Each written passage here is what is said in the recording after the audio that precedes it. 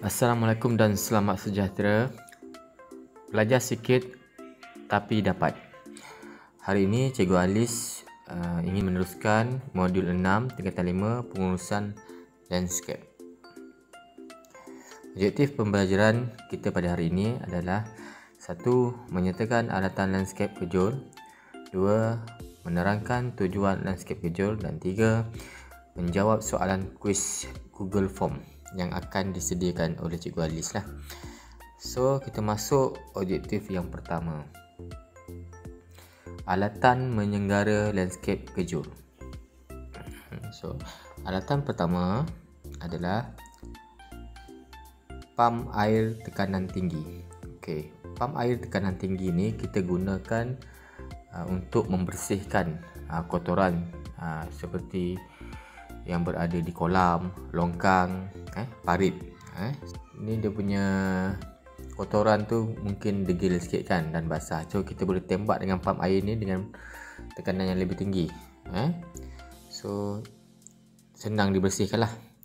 Jadi yang seterusnya, mesin penyembur angin. Mesin penyembur angin. Yang ni pula biasanya kalau kita tengok dekat taman-taman ataupun orang majlis daerah kan, dia masa dia kemas taman-taman tu ataupun persekitaran perumahan, dia ada gunakan mesin penyembur angin ni untuk tembak sampah-sampah atau daun-daun kering yang banyak tu kan. Dia lebih mudah guna mesin ni berbanding dengan penyapu lah kan. Jadi yang seterusnya ni penyapu taman. Penyapu taman ni pun digunakan untuk menyapu sampah lah dalam kuantiti yang lebih sedikit lah. Kalau sampah tu sikit, kita boleh guna penyapu kan. Jadi kita masuk yang seterusnya. Yang ni pula alat pemungut sampah. Alat pemungut sampah ni digunakan semasa bagi sampah-sampah ataupun benda yang jauh lah, susah nak ambil. Contohnya ada dalam taman tu ataupun dalam tempat landscape kejul yang kita nak bersihkan tu, punya sampah tu berada jauh, longkang di dalam. So kita boleh gunakan alat pemungut sampah ni. Jadi senang sikit ambil. So alatan yang seterusnya adalah penggelik cat. Penggelik cat ni pula kita gunakan masa kita nak mengecat lah. Contohnya dinding-dinding yang dah pudar warna dia, kita boleh gunakan penggelik cat ni lah. Seterusnya berus cat. Berus cat ni pun sama juga, tapi dia lebih kepada semen ferro ataupun bangku. Jadi macam bangku tu, dia lebih kecil lah, kita boleh gunakan berus lah. Okey. Yang ni pengikis. Pengikis ni kita gunakan sebelum kita melakukan aktiviti mengecat. Contohnya ada satu bangku tu ataupun tempat duduk tu dah pudar kan, dah terkopik-kopik. So kita kena kikis dulu supaya permukaan dia semua licin dan bersih. Barulah kita boleh melakukan aktiviti yang seterusnya, itu mengecat lah. Kita kena kikis dan bersihkan dulu. Yang ini bekas takung cat. Nama pun bekas takung cat. So fungsi dia untuk menakung cat. So kita tak payahlah kita celup dalam tong yang besar tu kan. So kita masukkan dulu dalam bekas takung cat ni. Kemudian kita boleh guna berus cat ataupun roller tu untuk cat lah. Kemudian set gerudi. Set gerudi ni pula fungsi dia bila kita nak menembuk lubang ataupun kita nak memasang nut ataupun skru lah. Contoh kalau kerusi di taman ataupun di tempat landscape kejul kita tu dah rosak, yang memerlukan skru, jadi kita boleh tebuk lubang menggunakan set gerudi ni. Okey, dan yang seterusnya baldi simen. Yang ni fungsi dia untuk letak simen ataupun letak pasir ataupun bancuan mortar lah. Semasa kita melakukan aktiviti melepa kan, ataupun untuk membancuh mortar kan, kita boleh gunakan baldi simen ni. Kemudian perata simen. Perata simen ni jika kita melakukan aktiviti melepa tu, kita boleh gunakan perata simen ni. Begitu juga dengan sudip simen. Dua benda ni kita gunakan semasa aktiviti melepa lah. Okey, dapat. Itu adalah alatan-alatan yang kita akan gunakan semasa aktiviti penyelenggaraan landscape kerja. Dan kemudian tu kita masuk pada bahan menyenggara landscape kerja. Apa beza bahan dan juga alatan? Okay. Alatan ni adalah alatan yang kita gunakan, tapi barang alatan tu tak habis. Penggunaan dia tak habis, kita boleh simpan. Contoh baldi tadi kan, roller tadi kita boleh simpan, kita basuh, kita simpan. Dia tak habis guna. Manakala bahan ni pula, bila kita guna dia habis. Macam simen. Simen, kata simen tu kita ambil simen tu 50 kilo kan. So bila kita guna-guna, simen tu akan habis. Kita panggil itu bahan. Bahan bermaksud sesuatu bahan tu, sesuatu benda yang kita gunakan, benda tu akan habis. Okey, bahan yang pertama, kembali balik, bahan yang pertama simen. Ini adalah bahan untuk kita membuat simen vero lah. Okey, ataupun melantai ke kan. Itu bahan yang pertama. Bahan yang kedua, paint. Paint ni ada cat lah. Cat ni pula mana-mana cat dalam landscape kerja kita tu dah pudar, dah tak elok, kita kena ada cat lah. Bahan cat pun ni pun kalau kita guna dia akan habis kan. So that's why kita panggil dia bahan, bukan alatan. Kemudian pengilat batu. Pengilat batu kadang-kadang kita dah cat, dah apa kan, batu tu pudar tak cantik. So kita nak kilatkan balik, kena kita guna pakai pengilat batu. Pun akan habis guna. Bila kita gunakan dia akan habis. Jadi itu adalah bahan-bahan dalam penyelenggaraan landscape kerja ni. Itu adalah bahan-bahan dia.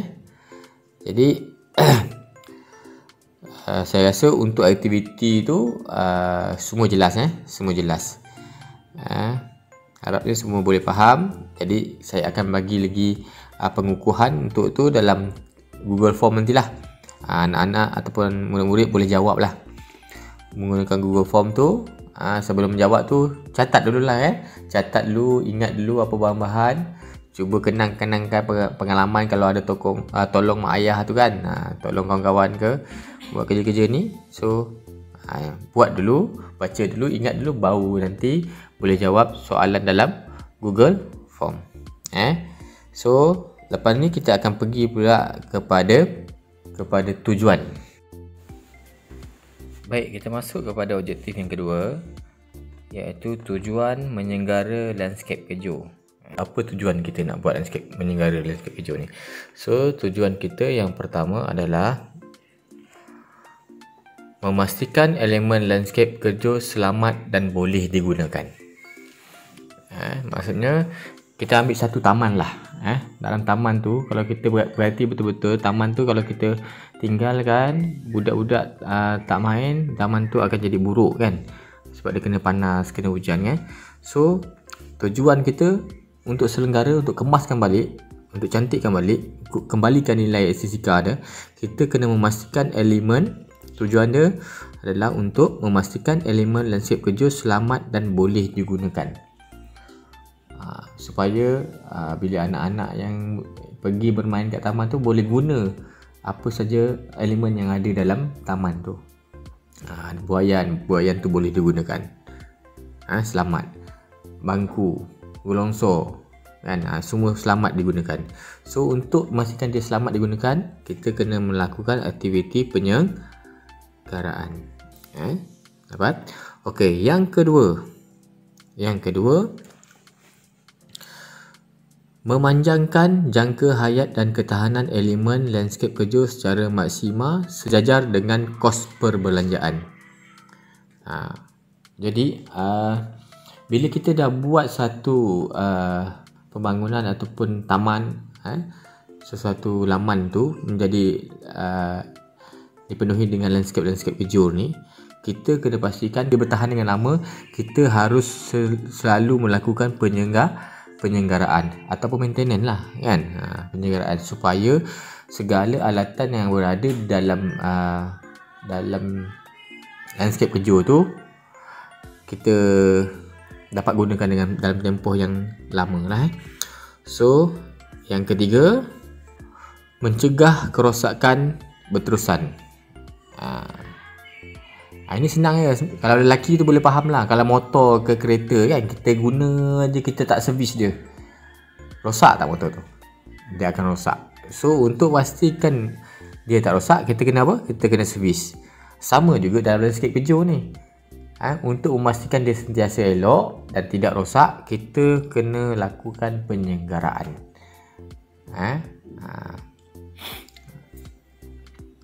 Yang keempat, mengekalkan nilai estetika yang terdapat pada elemen landscape kejur.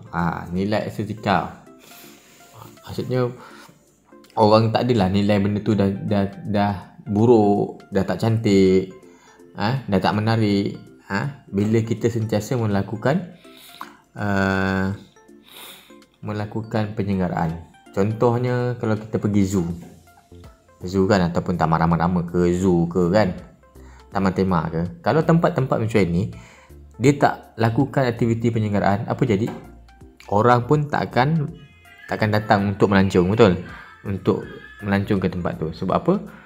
Tak ada aktiviti penyenggaraan, tempat-tempat itu akan jadi buruk. So nilai estetika pun jadi tak menarik kan. So dia kena kekalkan. Untuk kekalkan tu kenalah lakukan aktiviti penyenggaraan. Itu yang keempat. Dan yang kelima, mematuhi ketetapan undang-undang dari pihak berkuasa tempatan agar ia menepati hak pengguna dan juga persekitaran. Betul lah. Ni cakap ini undang-undang pun ya juga. Kadang-kadang benda tempat tu bersepah mengikut undang-undang. Suatu tempat tu, taman tu tak boleh sepah kan. Kena ada punya struktur longkang dia. Kena ada struktur pengaliran air dia. Dia punya peralatan-peralatan yang berada dalam taman tu ataupun landscape-landscape yang berada di taman tu kena selamat. So kita kena patuhilah undang-undang tu. That's why kita kena buat penyenggaraan supaya tidak melanggar undang-undang. Dan last sekali, mengekalkan keselesaan kepada pengguna. Pernah tak kita pergi satu-satu taman ataupun tempat buaian rosak lah, tandas tak boleh pakai lah. Kenapa berlaku macam tu? Sebab tak adanya maintenance, tak adanya penyenggaraan.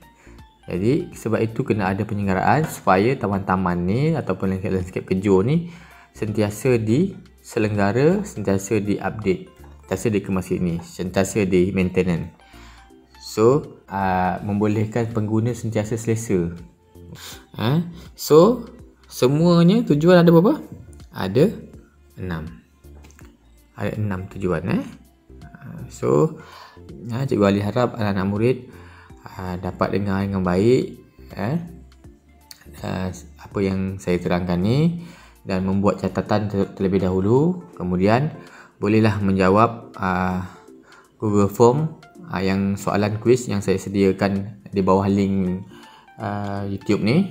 Jadi harap semua boleh support apa yang saya lakukan. Untuk anak-anak boleh tekan like dan subscribe supaya ilmu ni boleh dipanjangkan lah. Jadi cukup setakat itu. Terima kasih semua dan Assalamualaikum.